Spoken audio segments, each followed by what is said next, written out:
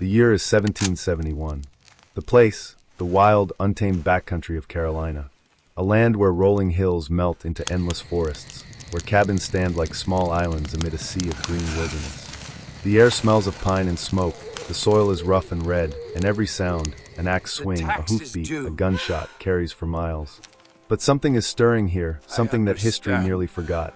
Before the world heard the thunder of muskets at Lexington or the crack of gunfire at Concord, rebellion had already taken root, not in grand cities or famous halls, but in these rugged hills. Here, among ordinary farmers and craftsmen, a spark was lit, one that would smolder for 5 long years before bursting into the flames of revolution. This is where it began, not with polished words in Philadelphia, but with 2,000 armed farmers marching toward a confrontation that would end in blood, fire, and revelation. They were not fighting foreign tyrants. They were rising against their own government, a colonial system corrupted by greed and blind to justice. Their story is not one of victory, but of awakening, a warning shot fired years before the revolution itself. Welcome to History USA, where we uncover the stories that shaped the soul of a nation. Today, we dive into a forgotten rebellion that came before independence, a battle that told America what freedom would cost, and who would have to pay for it. To understand this uprising, the Battle of Alamance, we must first step back to a world still ruled by kings and governors, where justice could be bought, and fairness was a privilege, not a right. The backcountry of the 1760s was a paradox, a place full of promise and hardship in equal measure. Settlers came from Pennsylvania and Virginia, from crowded coasts and worn-out farms, chasing a simple dream, land they could call their own. These were not the wealthy elites of the eastern plantations with silks and servants. These were the hard-handed men and women who built cabins from fallen logs, who carved farms out of forests, who bled for every acre they owned. Their days began before sunrise and ended long after sunset. Their hands were rough, their backs bent, but their pride was unbroken. All they asked from government was simple: leave us be and treat us fair. But fairness was a rare commodity in colonial North Carolina. The coastal aristocrats, powdered and perfumed, ruled the colony like lords of an empire. From their grand houses near the sea, they passed laws and levied taxes upon people they considered crude, ignorant, and beneath them. To these elites, the backcountry settlers were useful, for paying taxes and serving as a human shield against native raids, but not worthy of real power. And beneath this polished surface, corruption spread like rot through a tree. Officials charged whatever fees they pleased, sheriffs seized property on whim, and judges ruled by favor, not by law. For years, the settlers endured it, but in 1771, something in them snapped. Because this wasn't just a battle.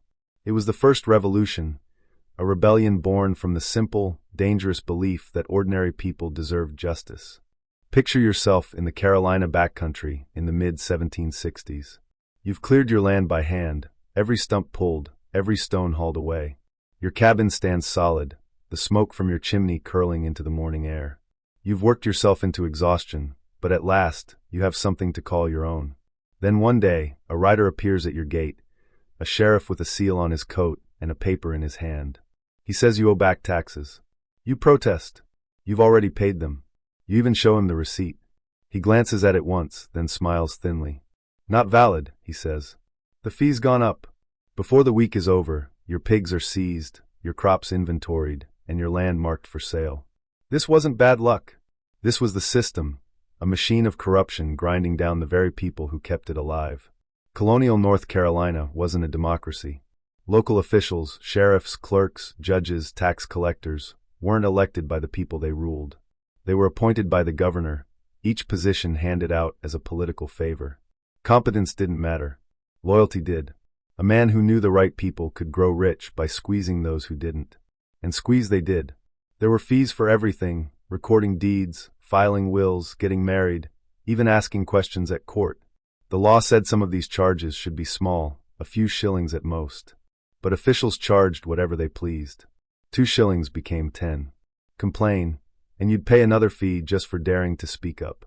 At the heart of it all stood Sheriff Edmund Fanning, a name that still drips with resentment in Carolina history. Educated at Yale, dressed like a gentleman, Fanning played the role of the colonial aristocrat with perfect arrogance. But behind that polite smile was greed sharp as a knife. He invented new fees, doubled old ones, seized property for debts already paid, and laughed in the faces of men who begged for mercy. When settlers protested, he had the law and the governor on his side. And Fanning was not alone.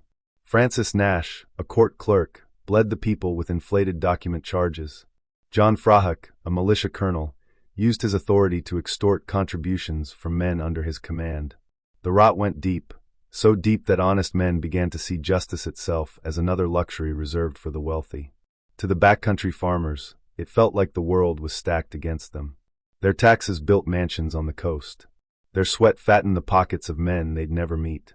They had no voice, no protection, and no hope, only endless work and the constant threat of losing everything. So they began to gather, first in taverns and churchyards, whispering their frustrations over mugs of cider or after Sunday sermons. They traded stories of ruin and humiliation, and slowly a realization took shape. This wasn't fate, it was theft. By 1766, that realization had a name. A movement was forming, a coalition of ordinary men who'd had enough of being cheated and ignored. They didn't call themselves rebels or revolutionaries. Not yet. They called themselves regulators, men who meant to regulate the government, to make the law obey its own words. They didn't seek to destroy authority. They wanted to restore it, to make it honest, fair, accountable. But history has a cruel way of twisting good intentions. What began as petitions and polite protests would soon turn into something far more dangerous. Because when power refuses to listen, eventually people stop asking. By 1766, the storm that had been gathering in the Carolina backcountry finally began to take form.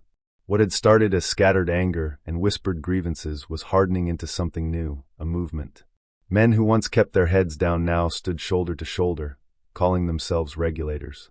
Their goal was simple in words but revolutionary in spirit: to regulate the corrupt, to make officials obey the very laws they enforced upon others. At first, it wasn't rebellion. It was reform. The regulators believed in the system, or at least they wanted to. They wanted to fix it, not destroy it. Many were devout men, guided by conscience as much as by desperation. They carried Bibles as often as they carried muskets, believing that justice was not just a legal duty, but a divine command. Leading them were two very different men bound by the same conviction. Herman Husband, a Quaker farmer and lay preacher, was the movement's voice of reason.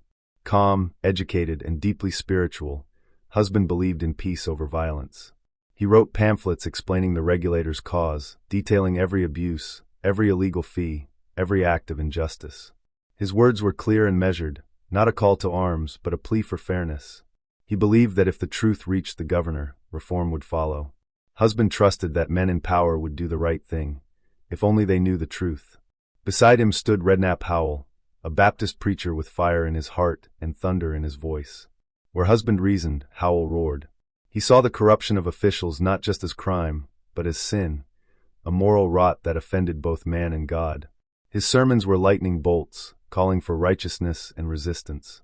As Christ drove the money changers from the temple, he told his congregation, so must we drive corruption from our land.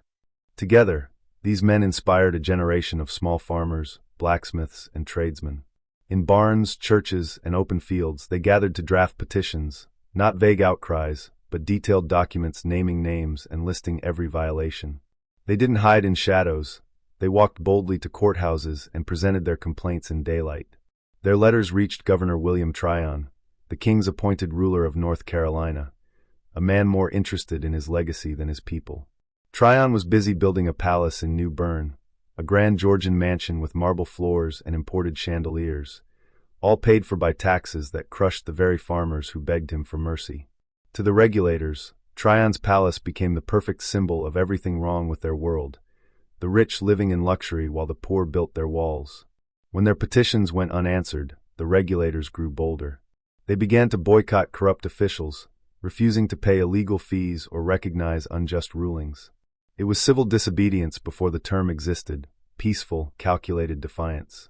Hundreds signed pledges swearing they'd rather face arrest than pay another coin into a crooked system. But the government saw not courage, only treason. Tryon branded them agitators. Courts issued warrants.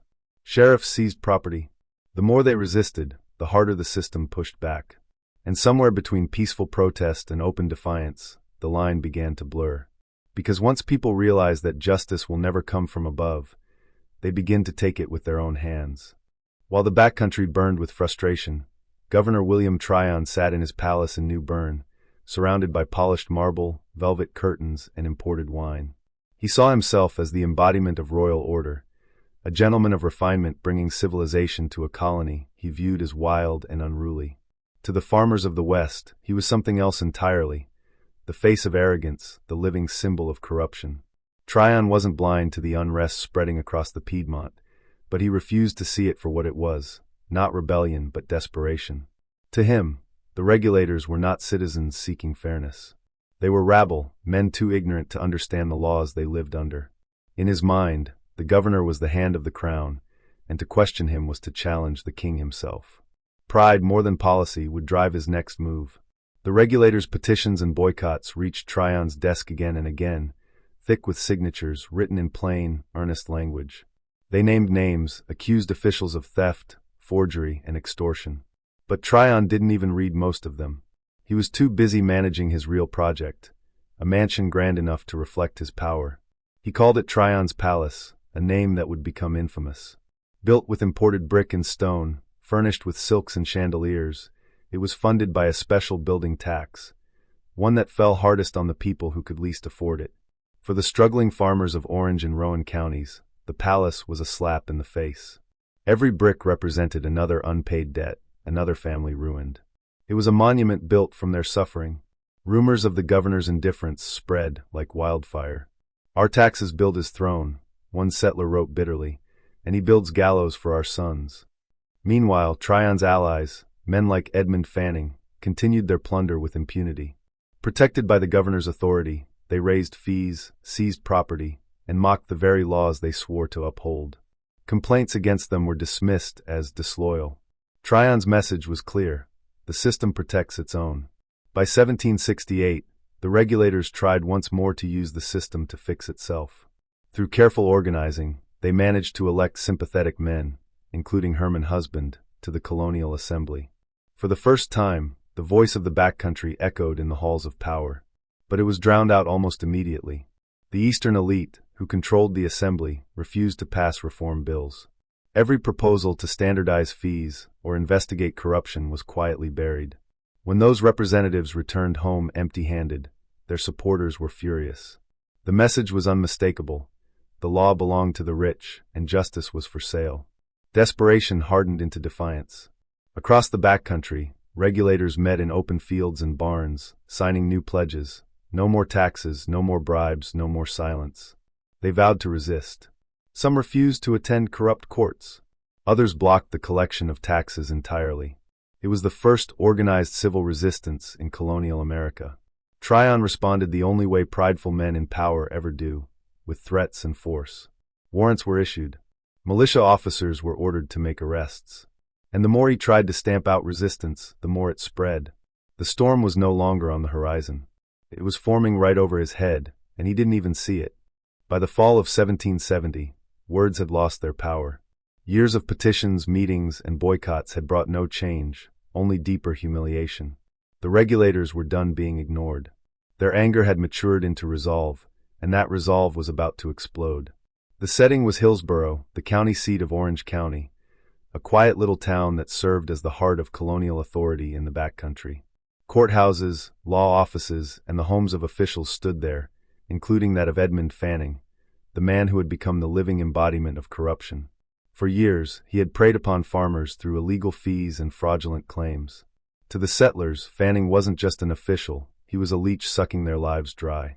So when the Superior Court scheduled a new session in September 1770, the regulators decided it was time to act. This wasn't a random mob gathering, it was a statement.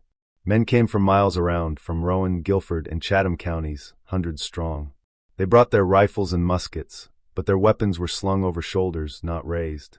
They weren't planning a battle. They were coming to be heard. On the morning of September 24th, between 700 and 1,000 regulators marched into Hillsborough. The ground trembled under their boots. Shopkeepers shuttered their windows. Church bells fell silent. Inside the courthouse, the officials froze. For the first time, the powerful found themselves trapped, surrounded by the very people they had exploited.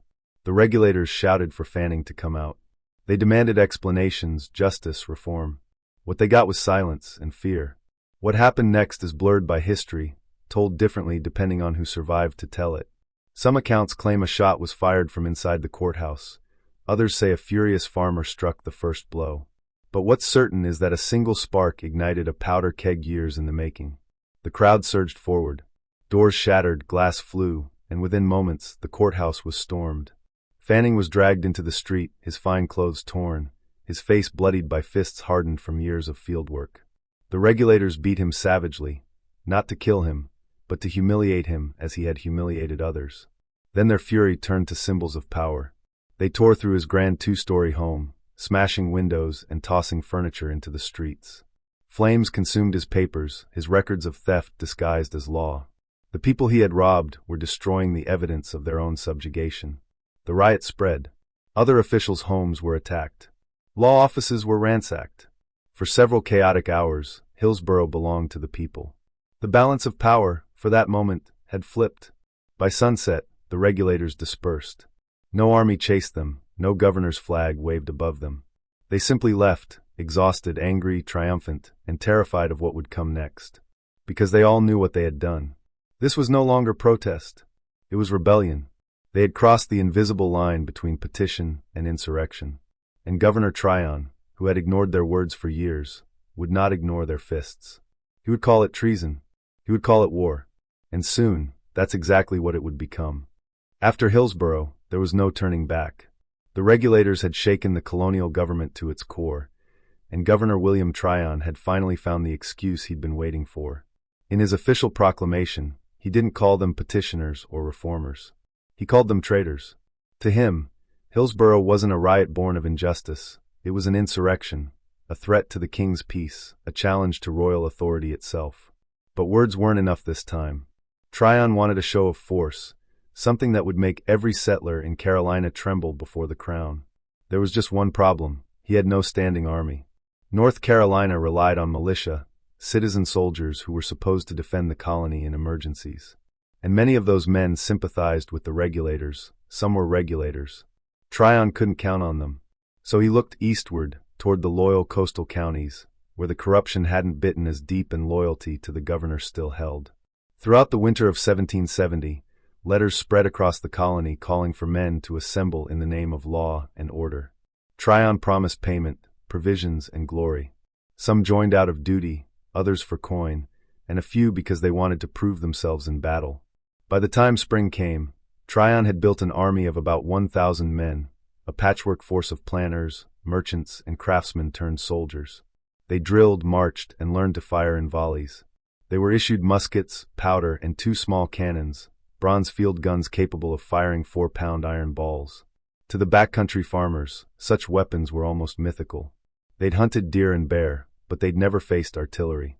While Tryon drilled his army, the regulators were preparing in their own way. They had no cannons, no uniforms, no paymasters, only purpose. They met in open fields and taverns, arguing, planning, praying.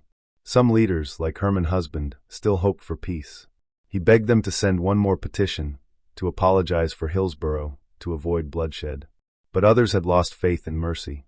They believed Tryon was marching west whether they resisted or not. Better to die free, one said, than to live bowing to thieves. So they gathered their own force, a ragtag army of 2,000 to 2,500 men, depending on whose count you believe. They brought rifles, muskets, pistols, and farm tools turned into weapons. They had no discipline, no single commander, but they had unity of spirit. They believed in their right to resist oppression, and that belief, in their minds, was enough. By May 1771, the two sides were on a collision course. Tryon's army marched westward from New Bern, flags flying, drums beating, their governor riding at the head like a general of empire. Along the way, they passed through Hillsborough, the town still haunted by the wreckage of the riot. There Tryon paused, surveying the ruins of Fanning's house and the courthouse, symbols to him of rebellion's cost. From there, he pressed on toward Alamance Creek, deep in the backcountry, the regulators' home ground. The rebels had chosen their battlefield, a rolling patch of farmland bordered by woods and streams. At night, the flicker of campfires lit the horizon on both sides. Men cleaned their muskets, whispered prayers, or simply stared into the dark, wondering if they'd live to see another sunrise. Neither side truly wanted what was coming, but both were trapped in it. Pride, fear, and conviction had done their work. And as dawn approached, the Carolina backcountry held its breath. Because by the next day, it would be baptized in blood. The morning of May 16, 1771, dawned calm and clear, a cruel contrast to what was about to unfold. The sun rose over the Carolina hills, spilling light across the dew-soaked grass near Alamance Creek. Birds sang in the trees. The sky was a perfect blue. But on that ground, beneath that same sky, two armies of fellow colonists stood facing each other, neighbors, fathers, and sons, about to turn the soil red. Governor William Tryon had arranged his militia in textbook formation, the kind you'd see in British drill manuals. His 900 men stood in organized ranks, muskets glinting in the sunlight. On the flanks, mounted troops waited to charge.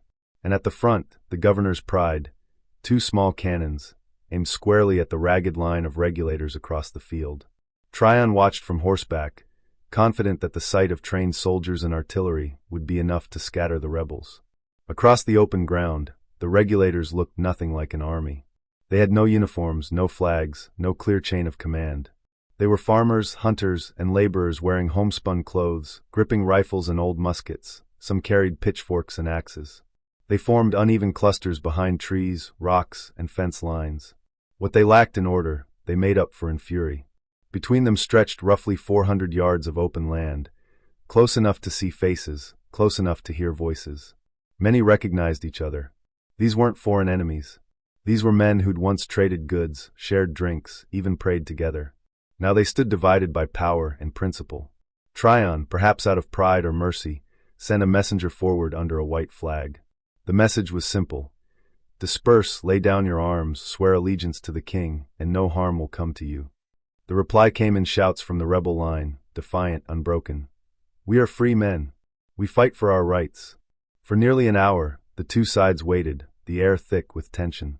The regulators argued among themselves, some pleading for negotiation, others shouting for battle.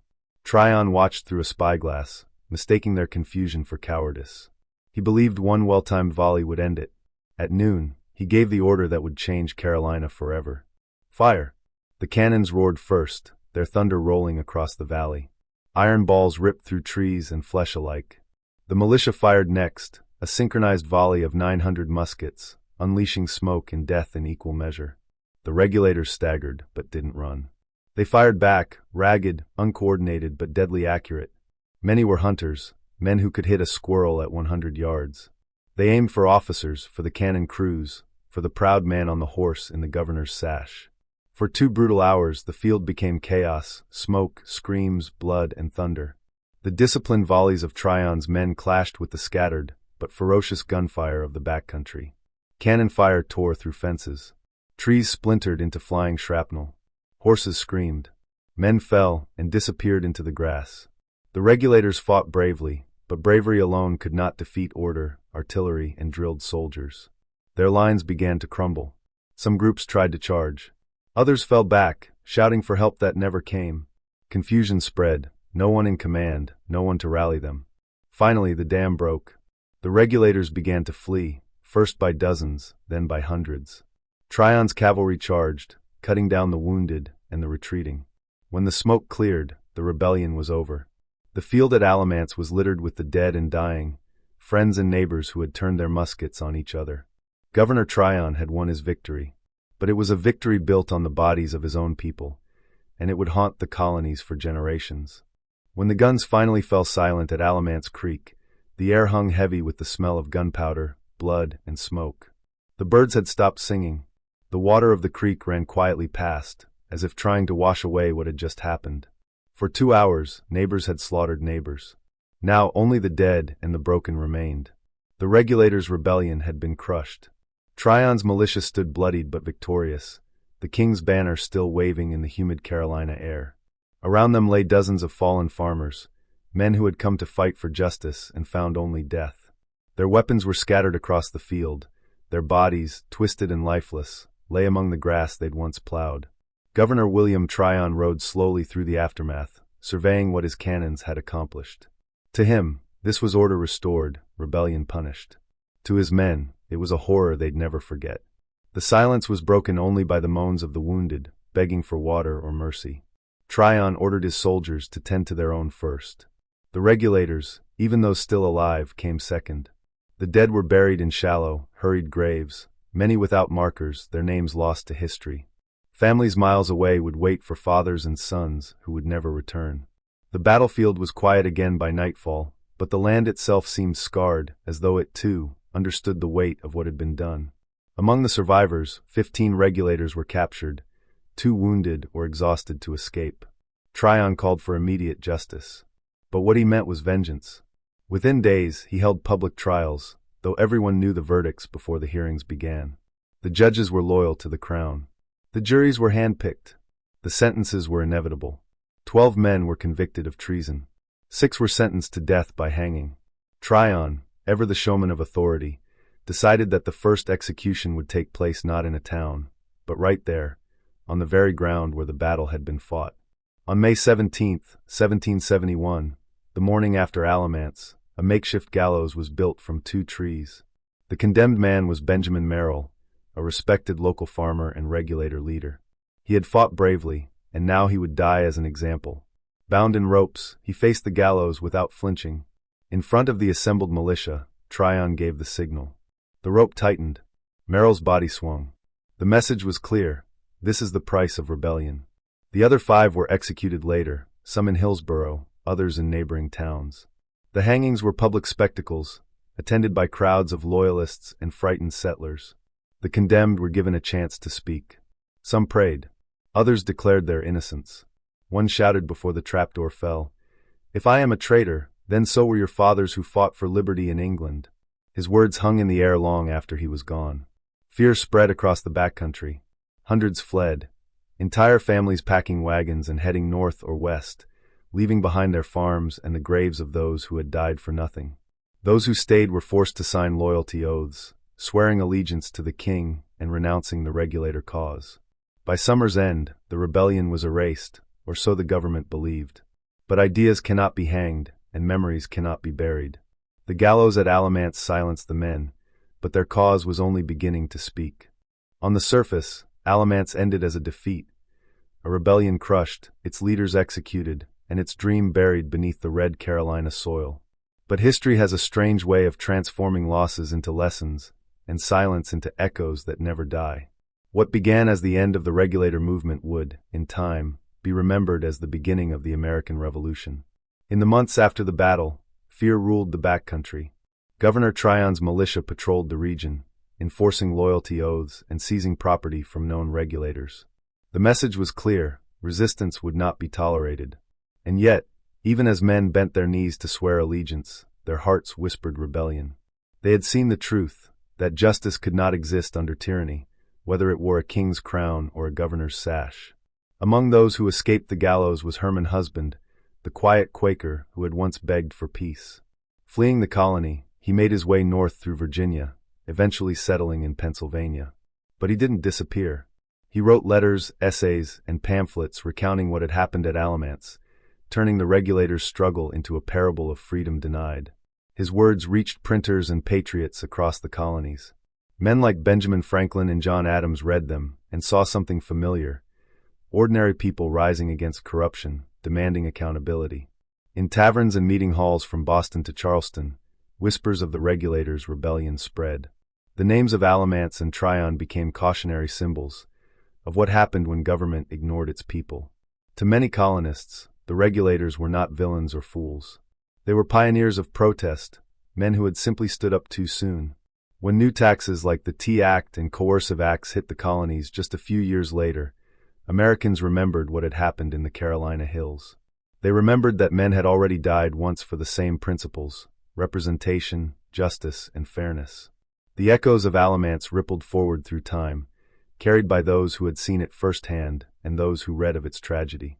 Some of the very men who fought under Tryon's command would later take up arms against the British crown when the Revolution began.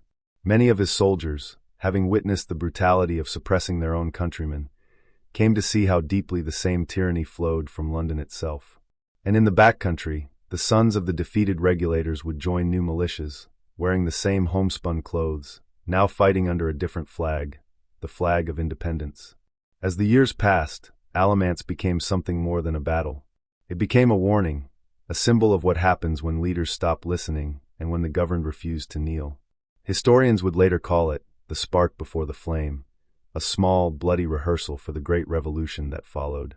In 1775, just 4 years after Alamance, shots rang out at Lexington and Concord, the official beginning of the American Revolution.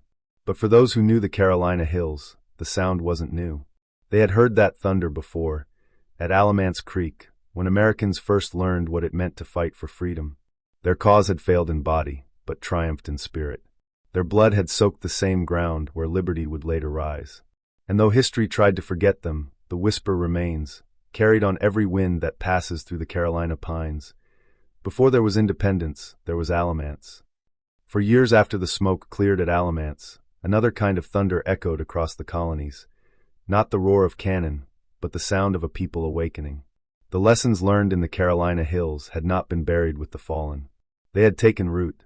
By 1775, those roots had spread from the forests of North Carolina to the cobblestone streets of Boston and Philadelphia. What began as a backcountry protest had grown into a continental cry for freedom. When the first shots were fired at Lexington and Concord, the farmers who stood their ground against British soldiers were not so different from the regulators who had faced Tryon's militia. Both were ordinary men who believed that government existed to serve the people, not to rule them. The difference was that, this time, the cause was united. The colonies had found one voice, and that voice demanded independence.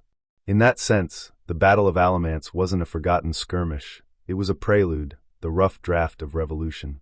The men who died there had proven that ordinary citizens could stand against tyranny, even when the odds were impossible. Their blood had been spilled too early for victory, but not too early for meaning. Governor William Tryon, the man who had crushed the regulators, never saw himself as a villain. After Alamance, he left North Carolina for New York, where he would once again serve the British crown. When the revolution broke out, he found himself fighting against the same spirit he had tried to destroy in 1771. History had turned against him. The rebellion he thought he had silenced had become the war that would end his empire. Meanwhile, the descendants of those same backcountry farmers, the sons and brothers of the fallen regulators, joined the Continental Army. They fought at Kings Mountain, Cowpens, and Yorktown. In those battles, they carried not just muskets but memories of Alamance, of Tryon's arrogance, of the gallows and the broken promises. Every shot they fired in the Revolution was, in a way, vengeance for the injustice their fathers had suffered. Even after independence was won, Alamance remained a quiet, haunted place, a green field that few visited and fewer understood. But the people of the Carolinas remembered. They told their children that before America was born, there were those who had already dreamed of her. Today, when historians speak of the Revolution, they often begin with Boston, with tea, taxes, and declarations. But the story of liberty didn't start in a city of merchants. It began in the wilderness, in a land of farmers who rose up not for politics, but for principle. The regulators may have lost their battle, but they won something far greater. They awakened a spirit that would not die. That spirit, the belief that justice belongs to all, not just the powerful, became the heartbeat of the United States. Every nation is born from struggle. America's first cry for freedom wasn't written with ink. It was written in blood, in a field by a creek, under a sky that watched history begin before it had a name. The Battle of Alamance, historians would later say, wasn't the end of rebellion. It was the beginning of a nation.